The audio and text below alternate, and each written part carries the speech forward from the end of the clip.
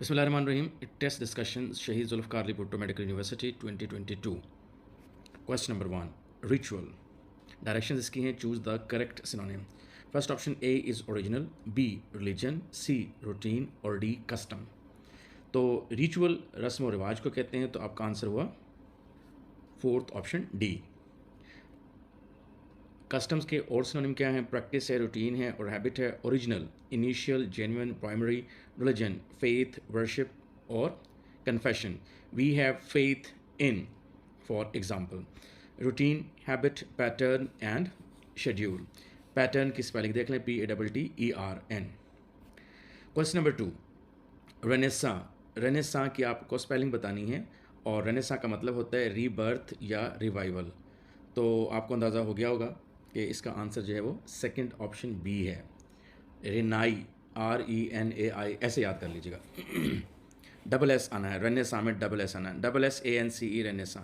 Renaissance में आई लाजमी आएगा. जिस ऑप्शन में आई नहीं होगा वो आंसर नहीं होगा. ए ऑप्शन रॉन्ग हो गया. जिसमें डबल एस नहीं आएगा वो ऑप्शन रॉन्ग हो जाएगा. सी रॉन्ग हो गया. तो RENA. रीना आप कर लें. रीना इज़ ऐसे कर लें. RENA रीना और IS is. Question number 3. EXPEDIENT expedient. इसका मतलब होता है सूटेबल. सूटेबल कंडीशंस कह लें, आप कुछ भी कह लें. तो थर्ड ऑप्शन सी इसका आंसर हो गया. XPDIENT. ठीक है, एक्सपीडियंट आंसर सी हुआ. क्वेश्चन नंबर 4 में choose the correct option from the following. Finally the accuse जिस पर इल्ज़ाम लगाया जाए और जिस पर जुर्म साबित हो जाए वो कल्प्रिट हो जाएगा. CULPRIT. एक्यूज के बाद प्रेपोजिशन ऑफ आता है एक्टिव वॉइस में. फाइनली द एक्यूज ये नाउन है. He was accuse of theft, फिर ऐसे आएगा. और finally the accuse was found दरियाफ्त होना. और फाउंडेड वो बुनियाद रखना होता है. वॉज फाउंड की ये फॉर्म है. गिल्टी डैश क्राइम की अगर हो तो गिल्टी ऑफ होता है, सेकंड ऑप्शन बी. और गिल्टी एट होता है क्राइम के अलावा. For example, I am guilty at forgetting his birthday और I am guilty about forgetting her birthday. इस तरह से आ सकता है. Question number 5. Once again choose the correct spelling. Deficiency, DEFICIENCY. Deficiency कमी को कहते हैं. Question number 6. Hundreds of years old palace could not withstand कहते हैं बर्दाश्त करने को. The dash of heavy rain. Heavy rain के वो क्या बर्दाश्त नहीं कर सका था जी? हैवोक, जिसका मतलब है तबाही. आफ्टर मैथ का मतलब है कॉन्सिक्वेंस, रिजल्ट. अनोइंस का मतलब है बॉदरेशन, नाराज़ी. और मैसेकर, कत्ल गारतगरी करना, कंप्लीट डिस्ट्रक्शन. तो आंसर हुआ आपका हैवोक. हैवोक के बारे में बात बता दूं, इसके साथ अगर जुल्म ढाना, तबाही मचाने के लिए वर्ड हो तो इसके साथ कोलोकेशन में आएगा WREAK, रीक हैवोक या प्ले हैवोक. प्ले या हैवोक आएगा. क्वेश्चन नंबर 7 में he began to dash the heap of corns very carefully. अब हीप को आपने वेरी केयरफुली क्या किया? असेस किसी चीज़ की कीमत का अंदाज़ा लगाते हैं. इंस्पेक्ट मुआयना करना, गौर से देखना. एनालाइज सिचुएशन को करते हैं. इवेलुएट भी किसी चीज़ को करते हैं, जैसे आपके पेपर्स इवेलुएट होते हैं. तो ये कोलोकेशन का मसला था. हीप को आप इंस्पेक्ट करते हैं, बगौर जायज़ा लेना. आंसर हो गया beta. Question number 8. How cold the night is. आपने बताना है what kind of sentence is it. Interrogative, declarative, exclamatory, imperative. आपको सिंपल सी बात है, जिस सेंटेंस के एंड पर एक्सक्लेमेटरी साइन ऑफ एक्सक्लेमेशन हो उसको एक्सक्लेमेटरी सेंटेंस कहते हैं. इससे जो नीचे लिखा है मैंने, which kind of sentence is it, ये बताएं कौन सी टाइप ऑफ सेंटेंस. ये इंट्रोगेटिव है, लेकिन सवाल उसका था how cold the night is. तो बहरहाल ये एक्सक्लेमेटरी सेंटेंस है.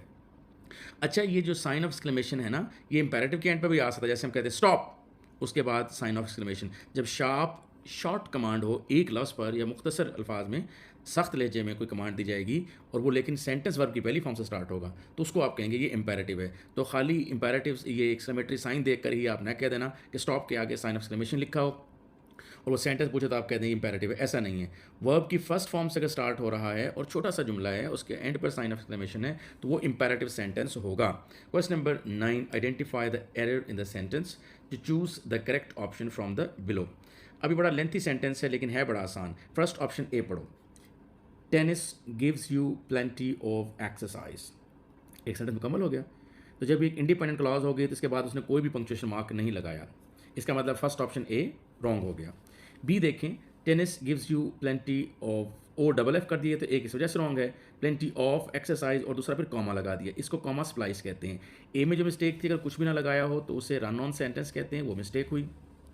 बी में आपने ओ डबल एफ ऑफ लगा दिया और दूसरा एक्सरसाइज के बाद कॉमा लगा दिया, ये कॉमा स्प्लाइस हो गया। सी देखें, tennis gives you plenty of, tennis gives you plenty of exercise, comma, comma के बाद फिर इट का आई कैपिटल कर दिया। इसमें दो मिस्टेक हैं, एक तो कॉमा नहीं आना चाहिए क्योंकि कॉमा स्प्लाइस हो गया, दूसरा comma is not followed by a capital letter, right. तो सी इसलिए रॉन्ग हो गया। तो अब डी आंसर बच गया आपके पास। Tennis gives you a plenty of exercise, एक कंप्लीट सेंटेंस के बाद अगर आपने कोई कंजंक्शन ड्रॉप करना, and for example it develops quickness of eye and limbs, ये इट का जो आई है यहाँ पर सेमीकोलन के बाद छोटा आना चाहिए, ये मेरे से टाइपिंग में मिस्टेक हुई है, ठीक है।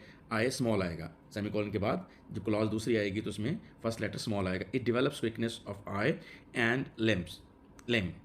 It calls your brain, brain का मतलब क्या है, कॉमा लगा के एक्सप्लेन किया डी में, your thinking power into action. Answer बहरहाल डी हुआ। जो अवेलेबल ऑप्शन हैं उनमें बाकी ऑप्शन क्यों रॉन्ग है जी, ए को हमने बता दिया येलो करके और क्रॉस लगा दिया, बी में येलो एरियाज कर दिए हैं वो वर्ड जहाँ पे मिस्टेक थी, और सी में जहाँ जहाँ मिस्टेक थी उनको येलो करके हमने इनको क्रॉस लगा दिया कि ये इन वजूहात से रॉन्ग है, आप गौर से देख लीजिएगा। Question number 10, it dash good players who bring good name to a country. It के साथ वर तो सिर्फ उस सूरत में आ सकता है, ही टॉक्स मतलब as if it were, as though it were, otherwise it के बाद चाहे जो मर्जी प्लूरल वर्ड आए, जैसे गुड प्लेयर्स है, लेकिन इट सिंगुलर है, इसके साथ सिंगुलर वर्ब आना चाहिए। अब आप देखते हैं कि सिंगुलर तो ए में भी है और सिंगुलर सी में भी है। तो it is good player, it was good players who bring, अब ब्रिंग प्रेजेंट है तो आप कहेंगे इट इज़ आएगा क्योंकि पास के साथ प्रेजेंट नहीं आता।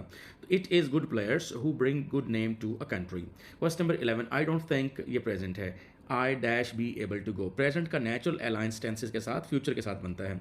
तो I, third option C, I shall be able to go. Question number 12, ethics dash important for a peaceful and loving society. अब ethics यहाँ पर किसी सब्जेक्ट का नाम नहीं है, these are moral values, तो ethics R आएगा यहाँ पर, ठीक है, ethics R। अगर ethics सब्जेक्ट के तौर पर आए तो ethics is taught to the students of non-Muslim children, for example to the students in schools, इस तरह से to the children of non-Muslim people like this. तो एथिक्स आर यहाँ पे इसका मतलब मॉरल वैल्यूज़, जैसे स्टैटिस्टिक्स का जब मतलब अदाद शुमार होगा तो आप कहेंगे स्टैटिस्टिक्स टेल अस, टेल्स नहीं कहेंगे, statistics tell us that there are more women in the world than the man. अगर स्टैटिस्टिक्स सब्जेक्ट के तौर पर आए, statistics is taught to the students of politics for example, right. Statistics, ethics, mathematics, इनके दो meaning है। जब ये एकेडमिक डिसिप्लिन सब्जेक्ट के तौर पर आए तो इनके बाद singular, otherwise his mathematics are very sharp, his mathematics are very sharp because he can do large calculations in a matter of seconds without using calculator।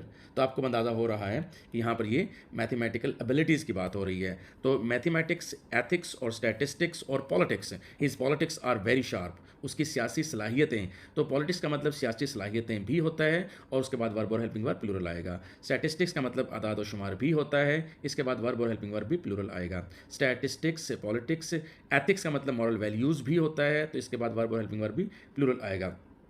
तो मैथमेटिक्स, स्टैटिस्टिक्स, पॉलिटिक्स जब ये सब्जेक्ट के तौर पर ना आए तो इनके बाद वर्ब और हेल्पिंग वर्ब प्लूरल यूज़ होता है। Question number 13, engineers dash working on a new project for the last 3 days। Since और फॉर हो तो फिर third option C, has been, have been और वर्ब की आईएनजी वाली form, present perfect continuous tense की निशान नहीं यहाँ पर। Question number 14, once again synonym आ गया, credentials, qualifications, identification, qualification, answer beta हुआ, क्वालिफिकेशन के और सिनोनिम हो गए, डिप्लोमाज, एबिलिटी, स्किल्स और ट्रस्ट अकीदे को कहते हैं, faith, protection, belief, credits, praises, reputes और ट्रस्ट को कहते हैं, बिलीफ्स, पॉलिटिक्स या एटीट्यूड्स या फेथ्स को कहते हैं। क्वेश्चन नंबर 15, एक सेंटेंस दिया हुआ था उसमें रेन की स्पेलिंग REIN के साथ थी रेन, तो बहरहाल हमने 4 ऑप्शन डायरेक्ट लिए जी। फर्स्ट सेंटेंस पढ़ते हैं, the wind blue comma the rain fell and the lightning flashed. अब जिस तरह से आप 3 या 3 से ज़्यादा वर्ड्स लें, उनके दरमियान में पहले 2 के दरमियान में comma, Aslam comma, Ahmad and Ali, इस तरह से इसको सीरियल कॉमा कहते हैं। ऐसे ही तीन या तीन फ्रेजेस हों तो पहली दो फ्रेज के दरमियान में कॉमा और तीसरी वाले में एंड से पहले कॉमा। ऐसे ही अगर शॉर्ट क्लॉजेज हों तो इसमें भी आप सीरियल कॉमा वाला रूल इस्तेमाल कर सकते हैं। पहली टू क्लॉजेज के दरमियान में कॉमा और लास्ट वाली क्लॉज से पहले एंड। अब इसमें आप ये नहीं कहेंगे द विंड ब्लू, ये इंडिपेंडेंट क्लॉज है, द रेन फेल ये भी इंडिपेंडेंट क्लॉज है, और आपने कहा था कि दो क्लॉजेज इंडिपेंडेंट हों तो उनके दरमियान में कॉमा नहीं आता। अगर सिर्फ दो क्लॉजेज ही हों, तीसरी हो ही ना, फिर ये इंडिपेंडेंट क्लॉजेज के दरमियान में कॉमा स्प्लाइस कहलाता है। यहाँ पर नहीं है क्योंकि यहाँ पर तीन क्लॉजेज हैं, इसमें सीरियल वाला रूल लगेगा। जिस तरह तीन अल्फाज, तीन फ्रेजेस या तीन क्लॉजेज आ जाएं तो फिर क्या करेंगे, पहली दो के दरमियान में comma, the wind blue comma, the rain fail comma and, और लास्ट वाली से पहले एंड से पहले कॉमा लाजमी लगाएंगे। तो इस तरह से आपका option first option A answer हुआ।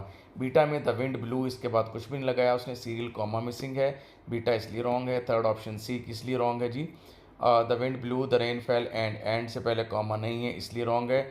और डेल्टा ऑप्शन एक बहुत इंपॉर्टेंट मिस्टेक है, वो है आप देखें लास्ट में द लाइटनिंग फ्लैश्ड का एफ कैपिटल लिखा हुआ है, ये इस वजह से भी रॉन्ग है। आंसर आपका अल्फा हुआ। Question number 16, identify the errors and choose the correct option.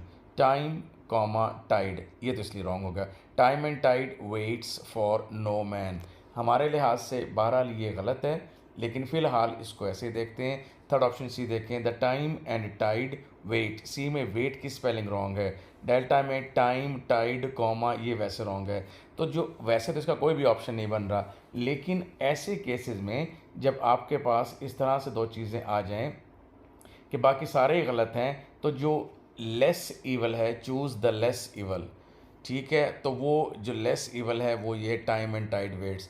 Otherwise बेटा ये जो Geoffrey Chaucer father of English poetry है, ये उसकी लाइन है और उसमें ये time and tide wait for no man है। जहाँ भी आप गूगल करेंगे, जहाँ पर भी इसका ओरिजिनल सोर्स मैंने बता दिया, sir Jeffrey Chaucer father of English poetry हैं, इनकी ये लाइन है, कोटेशन है, वो जैसे वैसे ही हम इस्तेमाल करेंगे।